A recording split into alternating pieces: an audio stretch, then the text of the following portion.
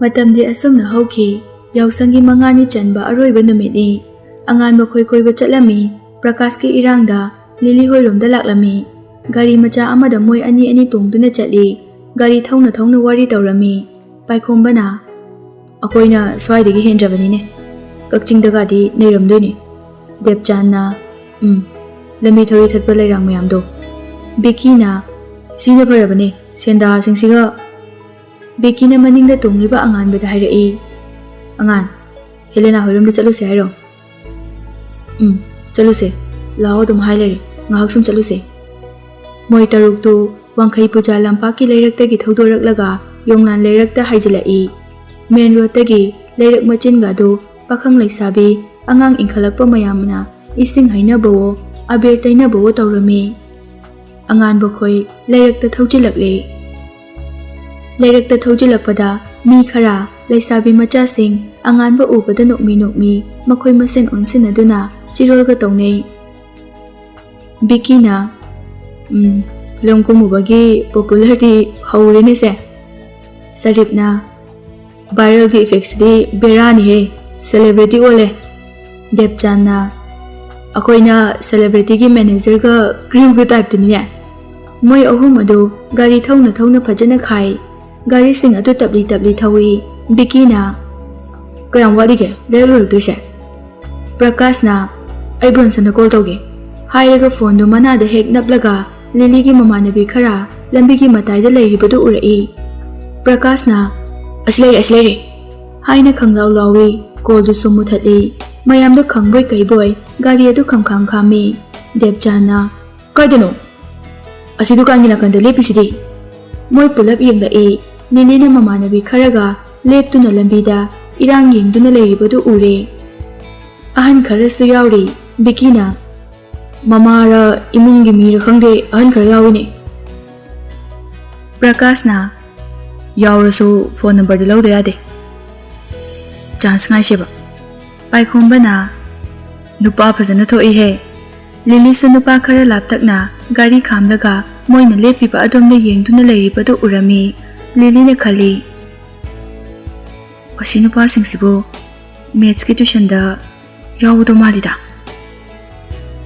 ꯄ꯭ꯔꯀꯥꯁ ꯍꯣꯏꯗꯨ ꯂꯥꯞꯇꯛꯅ ꯒꯥꯔꯤ ꯈꯥꯝꯗꯨꯅ phone number ꯂꯧꯅꯕ chance ꯌꯦꯡꯗꯨꯅ ꯂꯩꯔꯤ ꯄ꯭ꯔꯀꯥꯁꯅ ꯃꯣꯏ ꯑꯍꯟꯁꯤꯡꯁꯦ ꯒ꯭ꯌꯥꯟ ꯌꯥꯝ ꯇꯥꯗꯦꯗ ꯀꯨꯝꯍꯩ ꯍꯔꯥꯎꯅꯤ ꯃꯆꯥ ꯂꯩꯁꯥꯕꯤꯁꯤꯡꯁꯦ ꯈꯔ ꯐ꯭ꯔꯤ ꯊꯥꯒꯦꯗꯤ ꯍꯥꯏꯗꯦꯕ ꯑꯩꯈꯣꯏ ꯆꯥꯟꯁ ꯈꯔ ꯐꯪꯅꯕ ꯄꯥꯏꯈꯣꯝꯕꯅ ꯅꯪꯒꯨꯝꯕ ꯃꯌꯥꯝꯁꯤꯗꯒꯤ ꯆꯦꯛꯁꯤꯜꯂꯤꯅꯤ ꯏꯕꯨꯡꯉꯣ ꯑꯉꯥꯟꯕꯒ ꯕꯤꯀꯤꯒ ꯊꯛꯅꯕ ꯀꯔꯤꯅꯣꯃ ꯂꯩꯔꯨꯁꯦ ꯍꯥꯏꯗꯨꯅ ꯗꯨꯀꯥꯟ ꯑꯃꯗ ꯆꯪꯈꯤ ꯇꯟꯖꯥꯗꯨꯗ ꯂꯤꯂꯤ ꯍꯣꯏꯒ ꯂꯩꯔꯝꯕ ꯑꯍꯟꯁꯤꯡ ꯑꯗꯨ ꯆꯠꯈꯤꯕ ꯎꯕꯗ ꯄ꯭ꯔꯀꯥꯁ ꯍꯣꯏꯗꯨ ꯑꯉꯥꯟꯕꯒ ꯕꯤꯀꯤꯒ ꯍꯨꯟꯇꯣꯛꯂꯝꯂꯒ ꯒꯥꯔꯤ ꯊꯧꯖꯤꯟꯈꯤ ꯕꯤꯀꯤꯅ ꯗꯨꯀꯥꯟꯗꯒꯤ ꯂꯩꯊꯣꯔꯛꯄꯗ ꯃꯣꯏ ꯑꯇꯩ ꯒꯥꯔꯤ ꯊꯧꯖꯤꯟꯈꯤꯕꯗꯨ ꯎꯏ ꯑꯩꯈꯣꯏꯒ ꯍꯨꯟꯗꯣꯛꯃꯤꯅꯦ ꯄ꯭ꯔꯀꯥꯁ ꯍꯣꯏꯗꯨ ꯒꯥꯔꯤ ꯊꯧꯖꯤꯜꯂꯛꯂꯒ ꯂꯤꯂꯤ ꯍꯣꯏꯅ ꯂꯩꯔꯤꯕ ꯑꯗꯨꯒꯤ ꯈꯤꯇꯪ ꯅꯥꯀꯟꯗ ꯈꯥꯝꯃꯤ ꯄ꯭ꯔꯀꯥꯁꯇꯨ ꯉꯁꯥꯏꯗꯒꯤ ꯀꯔꯤꯝꯇ ꯇꯧꯔꯝꯗꯕꯅꯤ ꯃꯅꯥꯛ ꯅꯛꯁꯤꯜꯂꯀꯥꯟꯗꯗꯤ ꯃꯁꯥꯗꯨ ꯏꯐꯥ ꯐꯥꯖꯤꯟꯈ꯭ꯔꯦ ꯒꯥꯔꯤꯗꯒꯤ ꯀꯨꯝꯕ ꯉꯝꯗ꯭ꯔꯦ ꯄꯥꯏꯈꯣꯝꯕꯅ ꯍꯥꯏꯔꯛꯏ ꯆꯪꯉꯨꯗꯅ ꯅꯝꯕꯔ ꯂꯧꯔꯣ ꯅꯪ ꯑꯝꯇ ꯂꯧꯕꯤꯔꯣ ꯉꯁꯥꯏꯗꯤ ꯌꯥꯝ ꯀꯟꯈꯤꯕꯗꯨꯕꯨ ꯁꯥꯎꯝ ꯐꯪꯉꯀꯥꯟꯗꯗꯤ ꯅꯀ꯭ꯔꯥꯞ ꯅꯤꯛꯂꯛꯑꯕꯣ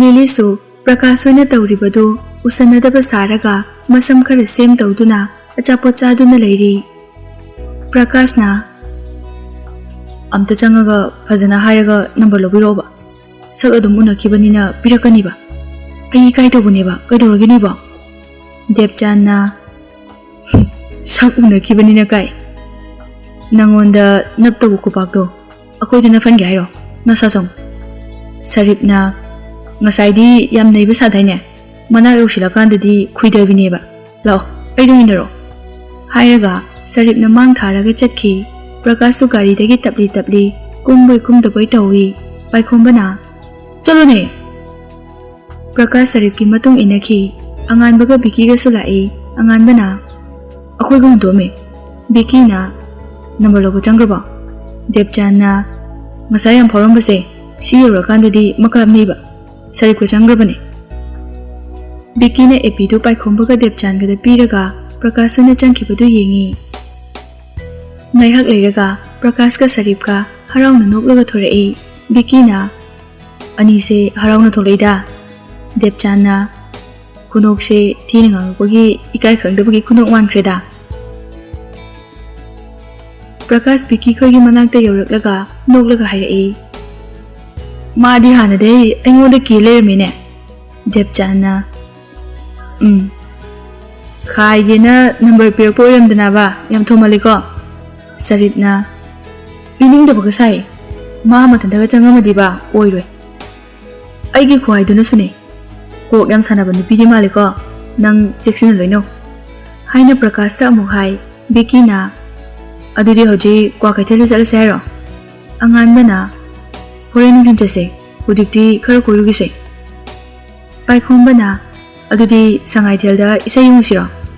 Sarip-na adom lambido thori phajana thalamgani hai. Prakash-na ai bigilao haina gap tawna hairai. Debchan-na nupi macha amagi phone number phangkibadagi gap ka tawi he. Horen amuk sel yaramoi ko. Moigi gengdu sangaithelda kaptharai. Moi taruk gari thauduna sangaithelda haitharai. Sangaithel lambida thori thatpa pareng leirami. Prakash-na selfie thori thatpa ama piramlaga thorakpada Debchan-na hairai.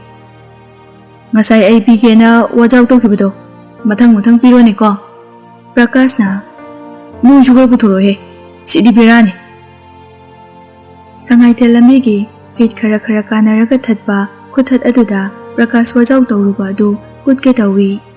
Sangaithel park yauduna moi taru gari park tawramlaga isai yengbu changlai.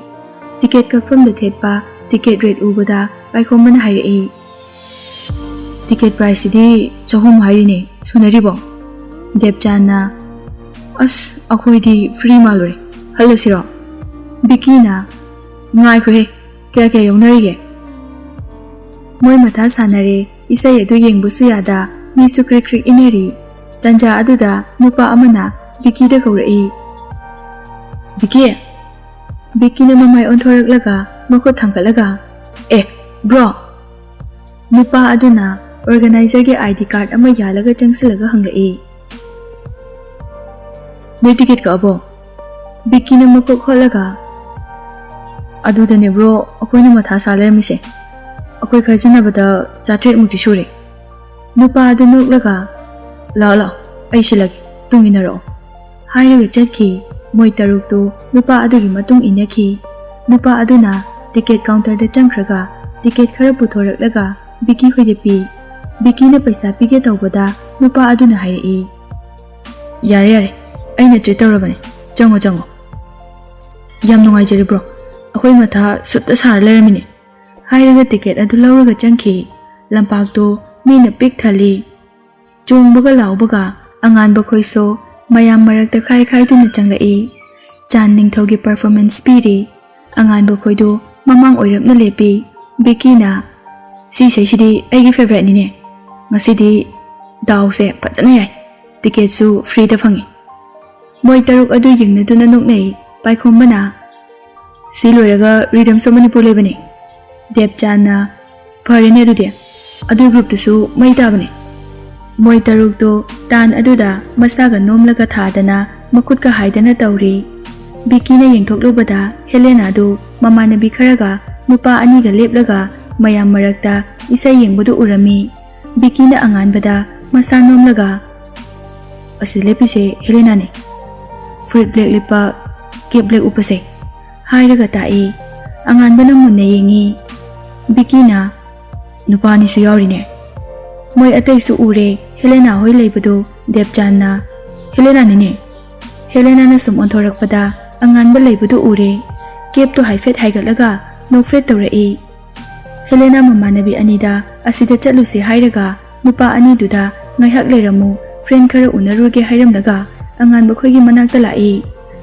Vicky-na moina goin changaine.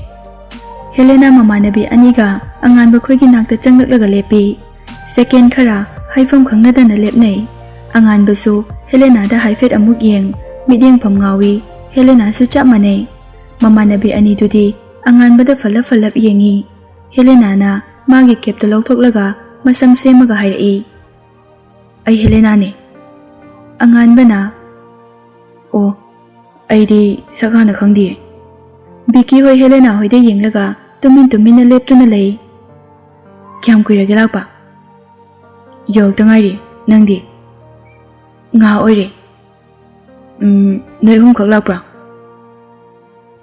ꯏꯃꯥꯟꯅꯕꯤ ꯑꯅꯤꯁꯤꯒ ꯏꯕꯨꯡ ꯑꯅꯤꯒ ꯂꯥꯛꯑꯦ ꯑꯉꯥꯟꯕꯅ ꯑꯣ ꯍꯥꯏꯔꯒ ꯍꯥꯏꯐꯦꯠ ꯅꯣꯛꯏ ꯍꯦꯂꯦꯅꯥꯅ ꯑꯁꯤꯗ ꯑꯆꯥꯄꯣꯠ ꯆꯥꯔꯨꯁꯦ ꯑꯉꯥꯟꯕ ꯕꯤꯀꯤꯗ ꯌꯦꯡꯂꯒ ꯕꯤꯀꯤ ꯑꯉꯥꯟꯕꯅ ꯌꯦꯡꯂꯛꯂꯤꯕ ꯑꯗꯨ ꯃꯔꯝ ꯈꯪꯗꯅ ꯃꯃꯥꯟꯅꯕ ꯑꯇꯩꯗ ꯍꯥꯏꯔꯛꯏ ꯅꯣꯏ ꯑꯗꯨꯝ ꯌꯦꯡꯉꯝꯃꯨꯀꯣ ꯑꯩꯈꯣꯏ ꯑꯁꯤꯗ ꯊꯣꯛꯈꯤꯒꯦ ꯗꯦꯕꯆꯥꯟꯅ ꯊꯣꯛꯎꯔꯣ ꯑꯉꯥꯟꯕꯒ ꯕꯤꯀꯤꯒ ꯍꯦꯂꯦꯅꯥ ꯍꯣꯏꯒ ꯂꯣꯏꯅꯅ ꯃꯌꯥꯝ ꯏꯁꯩ ꯌꯦꯡꯕ ꯃꯐꯝ ꯑꯗꯨꯗꯒꯤ ꯊꯣꯛꯈꯤ ꯑꯉꯥꯟꯕ ꯈꯣꯏ ꯂꯝꯄꯥꯛ ꯑꯗꯨꯗꯒꯤ ꯊꯣꯛꯂꯛꯂꯒ ꯃꯤ ꯈꯔ ꯂꯟꯕ ꯃꯣꯃꯣꯒ ꯌꯣꯜꯂꯤꯕ ꯑꯗꯨꯗ ꯆꯪꯂꯛꯏ ꯕꯤꯀꯤꯅ ꯃꯣꯃꯣ ꯑꯣꯏꯅ ꯆꯥꯔꯁꯦ ꯍꯥꯏꯔꯣ ꯍꯦꯂꯦꯅꯥꯅ ꯌꯥꯏꯌꯦ ꯑꯉꯥꯟꯕ ꯕꯤꯀꯤꯗ ꯌꯦꯡꯉꯤ ꯃꯥꯅ ꯌꯦꯡꯂꯤꯕꯗꯨ ꯄꯩꯁꯥꯒꯤꯅꯤ ꯕꯤꯀꯤꯅ ꯃꯣꯃꯣ ꯌꯣꯜꯂꯤꯕ ꯅꯨꯄꯥ ꯑꯗꯨꯗ ꯍꯥꯏ chicken momo plate anita semiro anganba amuksu biki de yengi biki de anganba ne yenglaklibudu ude mana thokpa tawi biki na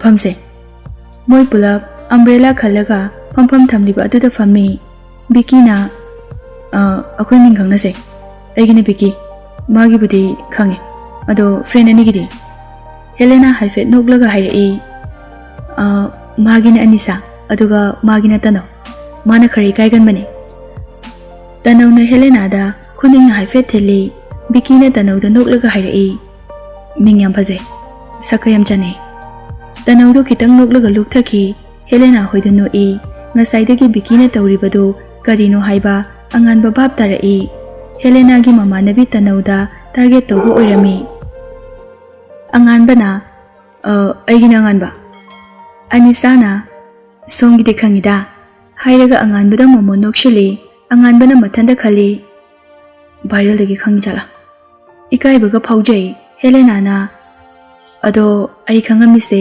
kamaina no angana haibra biki na maths ki tuition dagi khangida mana su wari sai ado ahan bedadi mingshulu le haida helena do khumpam kitang khangde biki na khanghai hairakpa aduda helena na maga pau phongnaning bagi masadagi number lobodi ngamdaba magi ming hangaga ab dagi thiraga magi account da number du su yaramaba number do lothoga mangonda message thabani adugi ngam khidabani da haina angan bada ikai rap tawna yenglaga hairai angan bana aigi su saude haikrabani waiter na moigi chanaba puthorakduna table da thami asom stage da rhythms of manipur gi performance hokre angan ba khoi chaba loiduna bill pi na ba tawri angan bana wallet loktoke haiduna free khaw humbada bikina ai pirage bai hairaga wallet hangto ingaida helena na pirage haiduna sat piki angan baga biki ga tingak yengi lampak room da amuk lakle bikina ado saksuming shu khangnare pau sum phongna na ba phone number loba yabra anisa na nangi se kaino mamalida akhoi loina phongna se haibro natraga kanagino bikina namanabi amase tanogi number am talojage marege tali haira helena hoiduno anisa na masadagi lojaro adudi tanodi mamai onthoklaga lei bikina lana dikhangano sum pau phongna se anisa na pikro akhoi ikhang khangnari sidi haina support tawsili yararoi khangdana anisa na hairi se ai pirage se hairaga anisa na magi phone dagi tanogi number du biki da piki helena na tamo hoisu asida leire angan bana adudi akhoi su changage ko helena na hoi biki na changage ko tanaw da momon noklami angan badi mang tharaga chatkhre anisa na angan bagi mawong se nangbu khalira khanjira kainom tawida helena karimata khumde luktharaga magi kepto amuk upsilaga law tamo hoi asida leire hairaga moi ahom adu chatkhi rhythms of manipur gi hit performance piri yengba loiraga angan ba khoi mayum hannaba thoglai debjana ꯑꯩꯈꯣꯏꯗꯤ ꯑꯆꯥꯄꯣꯠ ꯆꯥꯈꯤꯅꯤ ꯅꯣꯏ ꯑꯅꯤꯗꯤ ꯅꯄꯨꯡ ꯊꯜꯂꯝꯃꯅꯤꯅꯦ ꯑꯉꯥꯟꯕꯅ ꯆꯥꯕꯝꯒ ꯈꯪꯗꯦꯗ ꯕꯤꯀꯤꯅ ꯃꯔꯣꯜ ꯑꯃ ꯏꯔꯥꯡ ꯇꯧꯕꯅꯦ ꯍꯦꯂꯦꯅꯥꯒꯤ ꯃꯃꯥꯟꯅꯕꯤ ꯑꯃꯒꯤ ꯅꯝꯕꯔꯁꯨ ꯂꯧꯍꯧꯔꯕꯅꯤ ꯑꯦ ꯊꯕꯛꯇꯤ ꯐꯩꯍꯦ ꯕꯤꯀꯤꯅ ꯆꯥꯟꯁ ꯃꯥꯡꯍꯟꯕ ꯌꯥꯗꯤꯌꯦ ꯄ꯭ꯔꯀꯥꯁꯅ ꯉꯁꯤꯗꯤ ꯑꯩꯈꯣꯏꯒꯤ ꯗꯦ ꯇꯥꯔꯦꯅꯦ ꯍꯥꯏꯔꯒ ꯅꯣꯛꯏ ꯁꯔꯤꯞꯅ ꯌꯥꯔꯦ ꯌꯥꯔꯦ ꯀꯧꯇꯥꯗꯤ ꯌꯥꯜꯂꯛꯀꯅꯨꯀꯣ ꯃꯣꯏ ꯇꯔꯨꯛꯇꯣ ꯄꯥꯔꯀꯤꯡ ꯌꯧꯔꯒ ꯒꯥꯔꯤ ꯂꯧꯊꯣꯛꯅꯕ ꯇꯧꯔꯤ ꯑꯉꯥꯟꯕꯅ ꯁꯨꯝ ꯌꯦꯡꯊꯣꯔꯛꯄꯗ ꯖꯣꯂꯤꯗꯨ ꯅꯨꯄꯤ ꯑꯃꯒ ꯅꯨꯄꯥ ꯑꯃꯒ ꯂꯣꯏꯅꯅ ꯀꯥꯔ ꯑꯃꯗ ꯀꯥꯈꯠꯂꯒ ꯆꯠꯈꯤꯕꯗꯨ ꯂꯥꯞꯇꯛꯅ ꯎꯔꯝꯃꯤ ꯑꯉꯥꯟꯕꯅ ꯈꯜꯂꯤ ꯑꯦ ꯑꯩꯈꯣꯏ ꯃꯦꯠꯁꯀꯤ ꯇ꯭ꯌꯨꯁꯟꯗ ꯌꯥꯎꯕ ꯅꯨꯄꯤꯗꯨꯅꯤꯅꯦ ꯃꯥ ꯍꯦꯛ ꯎꯕꯗ ꯑꯩꯅ ꯌꯦꯡꯅꯤꯡꯕ ꯐꯥꯎꯔꯤꯁꯤ ꯀꯩꯒꯤꯅꯣ ꯋꯥꯈꯜ ꯑꯗꯨ ꯊꯨꯒꯥꯏꯔꯒ ꯕꯤꯀꯤꯅ ꯀꯧꯔꯛꯏ ꯑꯉꯥꯟ ꯂꯥꯛꯑꯣ ꯑꯉꯥꯟꯕ ꯈꯣꯏꯗꯨ ꯁꯉꯥꯏꯊꯦꯜ ꯂꯝꯕꯤ ꯑꯗꯨꯗ ꯒꯥꯔꯤ ꯊꯧꯗꯨꯅ ꯍꯜꯂꯛꯏ ꯂꯝꯕꯤ ꯉꯝꯊꯕ ꯗꯨꯀꯥꯟꯒ ꯂꯩꯕ ꯑꯃꯗ ꯀꯥꯔ ꯑꯅꯤꯅ ꯊꯠꯇꯨꯅ ꯑꯉꯥꯟꯕ ꯈꯣꯏꯗꯨ ꯈꯥꯝꯃꯤ ꯑꯉꯥꯟꯕ ꯍꯣꯏ ꯁꯉꯥꯏꯊꯦꯜ ꯂꯝꯕꯤ ꯑꯗꯨꯗ ꯒꯥꯔꯤ ꯊꯧꯗꯨꯅ ꯍꯜꯂꯛꯏ ꯂꯝꯕꯤ ꯉꯝꯊꯕ ꯗꯨꯀꯥꯟꯒ ꯂꯩꯕ ꯑꯃꯗ ꯒꯥꯔꯤ ꯑꯅꯤꯅ ꯊꯠꯇꯨꯅ ꯑꯉꯥꯟꯕ ꯍꯣꯏ ꯈꯥꯝꯃꯤ ꯕꯤꯀꯤꯅ ꯒꯥꯔꯤ ꯈꯥꯝꯕꯗꯒꯤ ꯃꯊꯪ ꯃꯊꯪ ꯈꯥꯝꯃꯤ नुपा खरा कार मनुंग फमलग लई कुमथरक्ते ममांग तोंब नुपा अमा चुरुप चिंगलगा मैखुगा दु अंगान बखोइद ममित का दु खुजिलगा येंगलगा लई अंगान बखोइना हेक येंगबदा मोइदगी खरा सीनियर ने हाइब खंगी मोइ गारीदगी कुमथरई बिकीना अंगान बदा हाइरई कना कना नु खंग्रो खंगे देवचाना अंगान तपथोको हंदक द वायरल चटखिबगा ममानबसिंगना अंगानबबु हेना फाजिली नुपा सिंगदो कारदगी मथंग मथंग कुमथरई चुरुप थप्प नुपा अदो फुरी खावगो हुमलगा ngaihak anganba khoida yenglaga hairei anganba haise karamano anganba do nupa adu da munna yenglaga lei khumde amuksu nupa aduna maya dagi maikhuga kamthoklaga hairei warim da sana sin tawbuni ne anganba ngaksam paitak tawraga lei yamna bit leitaba mawongda sor hontoklaga hairei kai waino nupa aduna nanglo anganba haise anganba mangak nomlaga nupado magi churupta last oina amuktang chinglaga makhada thadaraga makhongna naikhairamlaga anganbagi mamangda nakna changsinduna hairei ai Helena gi boyfriend ne nang maga paw phongnani do hojiktagi to si haige tawbani anganbadu makhol thongna noklaga hairei adugira aine hena paw phongna ningde mana message tharakpa aduda friend oina sum reply tawbani nupa aduna ai phasana khangabani ta tawno nang angang songang ni maga mohana paw phongna ba yaroi sina final warning ne nupa adugi churup thakpagi manam aduga anganba mamai kitang leithoktuna manaton susut kamthoi aduga nupa aduda amuk onsilaklaga munna nupa adugi mamite yenglaga tapna hairei aidi mongoda wakal kem khanba laite friend oina reply tawbani yambagi girlfriend ado khara phajinbiyo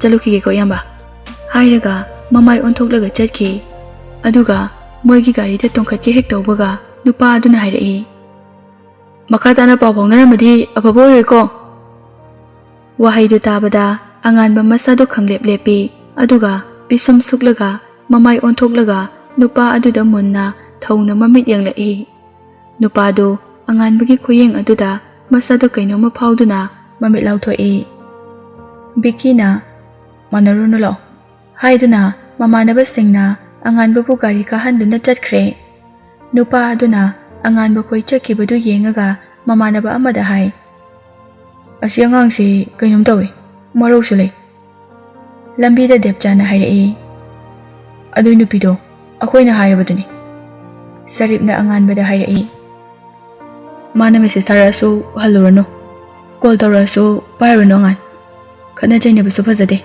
hadakta amalo singkida sungairi pai khombana mane ngan chapter do close tokro anganwa kemta khumde mane yengdoba amada dum yenglaga chatli depchana bikida amu hairei sina mamana bigi number glori e haido moi chap manaram doini bikina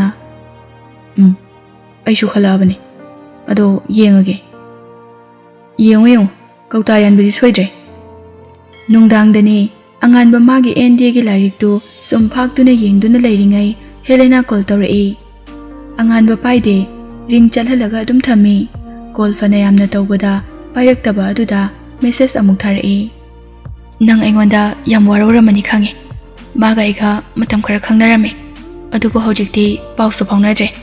Magi attitude phajadabadagi aina tokpane. Hojikti maga aiga mari amata leinadre. Mana aiga paw phawnanaba honaraine. Aina chance amata pidabane. Ngasai su sangai thelda ma lakpada akhoi achapo chaminabada ukhiba male. Aibulana lawgano angan. Aina harise asengbane. Anganba message ado changdi changda yenglaga toi. Anganba mathanda haijai. Maga aiga kari mari thoknadana aina lana khandoino. Helena message amuka tharai. Kainomtadi hairo angan. Anganba reply amata tawde magi phone do phamungda thanamlaga magi kadagi thoki. Numit kharani hojinkhre drama tambusu hokre. Anganbadi mana amukta tawraktaba thabak ama oibanina awaba ama oire. Drama adusu chumnagi achamba nattaba folk play nina. Drama gi director amadi producer na haijabadagi anganbagi sintak purel oja narana thaububu sangoishana gi play da yauriba thangta gi sin mayam adu langi. Sin khara pankhatpada mateng pangnaba tharai. Play adugi ihan hanba sin hana tamdi.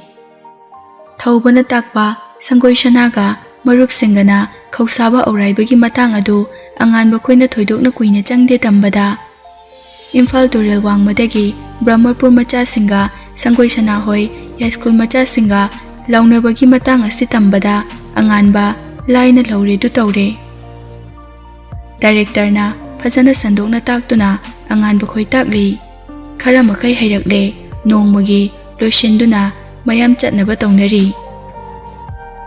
Director na anganbada hai. Yam thuna bu haine. Kana honesiko. Noi pabungna asayam chawna tawbani.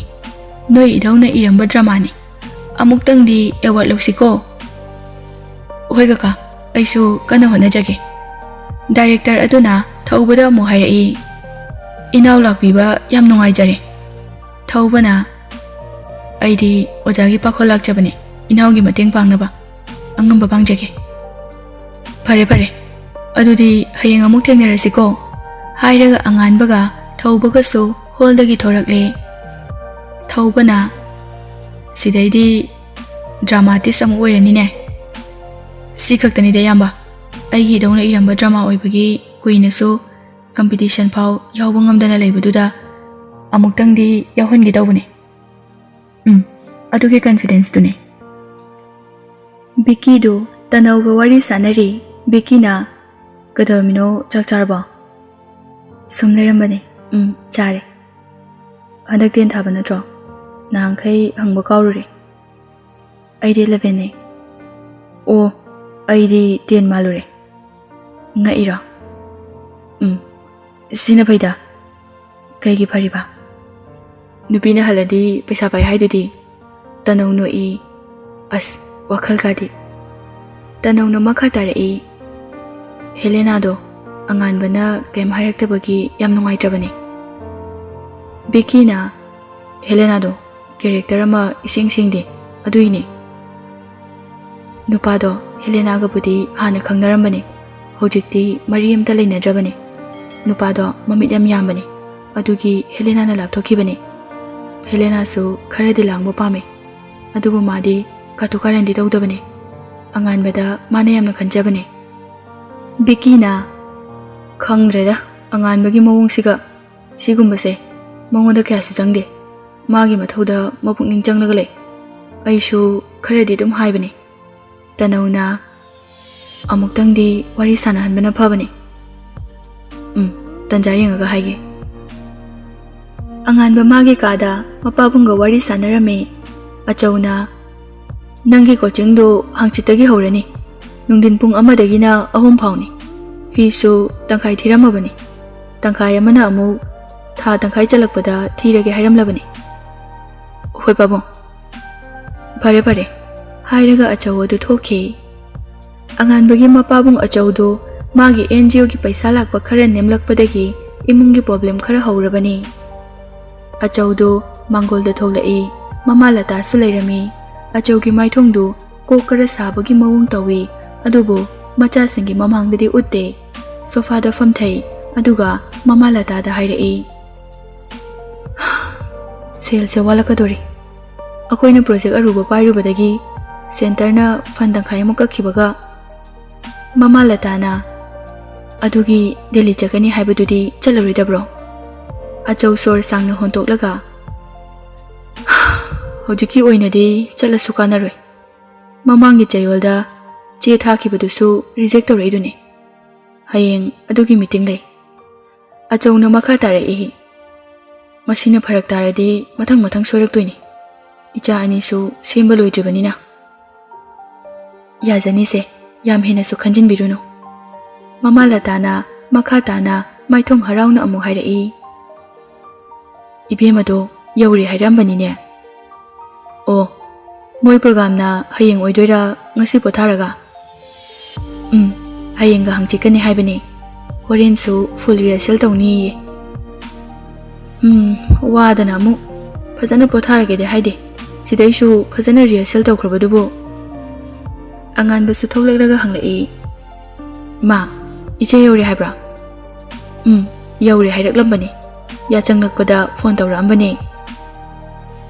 Adudi tumamani ne hojike. Rehearsal tawni haibani. Hojik horambabu yare.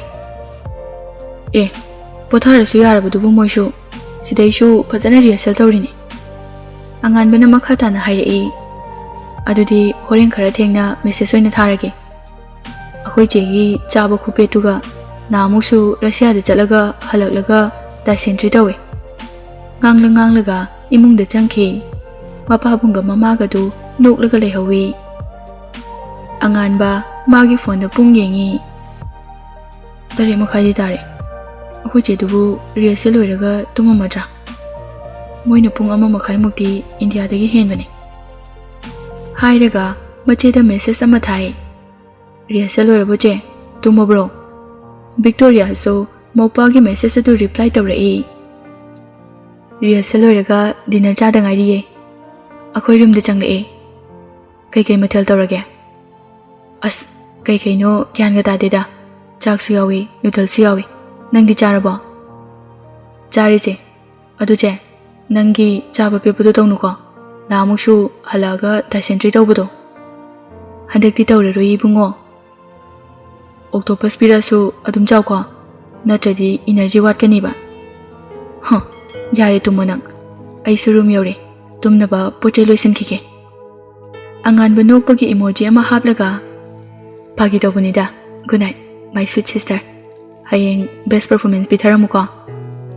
Hoi, good night. Angan ba mathanta nokchai. Numit kharani hauki.